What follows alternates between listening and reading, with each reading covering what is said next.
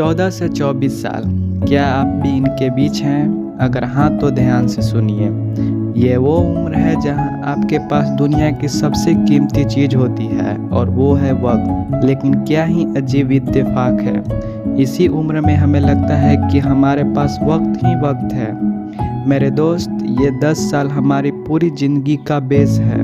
अगर बेस मजबूत हुई तो बुर्ज खलीफा जैसी इमारत होगी, और नहीं हुई तो पूरी ज़िंदगी इसी की मरम्मत करने में कट जाएगी।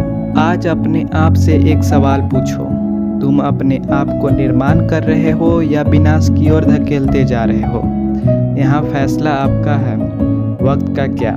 बुलेट ट्रेन की तरह आएगी और अपने स्थान पर रुकेगी और वही स्पीड से निकल जाएगी।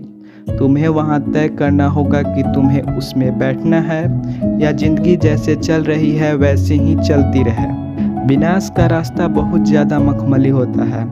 इसमें तुम्हें मेहनत करने की ज़रूरत ही नहीं, बस बिस्तर पर लेटे रहो, रील्स स्क्रॉल करो और दूसरों की फेक लाइफ को देखकर खुद को छोटा महसूस करो। हमें 14 से 18 की उम्र तक बताया जाता है कि ये मज़े की उम्र है, जो कि बिल्कुल गलत है। तुम्हें लगता है दोस्तों के साथ फालतू घूमना मज़ा है?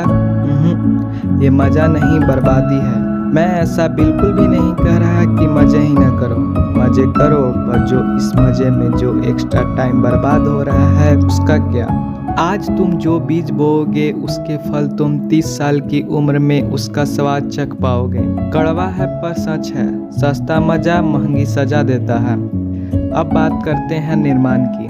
निर्माण काफ़ी दर्दनाक होता है। जिम में मांसपेशियाँ टूटती है तब शरीर बनता है।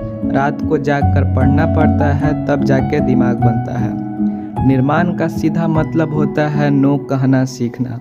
ये 10 साल तुम्हारी परिश्रम के साल हैं। अगर तुम वो करने को तैयार हो जो 99% लोग नहीं कर रहे हैं, तो तुम्हें वो मिलेगा जो 99% लोगों को नहीं मिला। याद रखना, सूरज की तरह आसमान में चमकने के लिए उसकी तरह पहले जलना पड़ता है। सफलता के मुख्यतः 3 पिलर्स होते हैं। Number 1 skill, number 2 health, number 3 character. Number 1 skill. Degree सिर्फ कागज है। आज के हिसाब से देखें तो डिग्री लगभग सभी के पास होती है, पर स्किल नहीं। इस उम्र में कम से कम एक स्किल जरूर सीखो जिसमें तुम अपने आप को माहिर बना सको।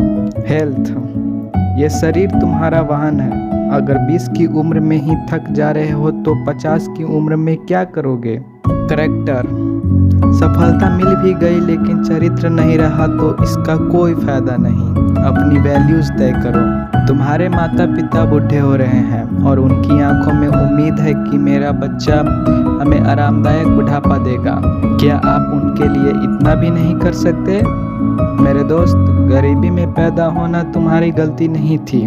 गरीबी में मरना सबसे बड़ी हार होगी। ये 10 साल दोबारा नहीं आएंगे।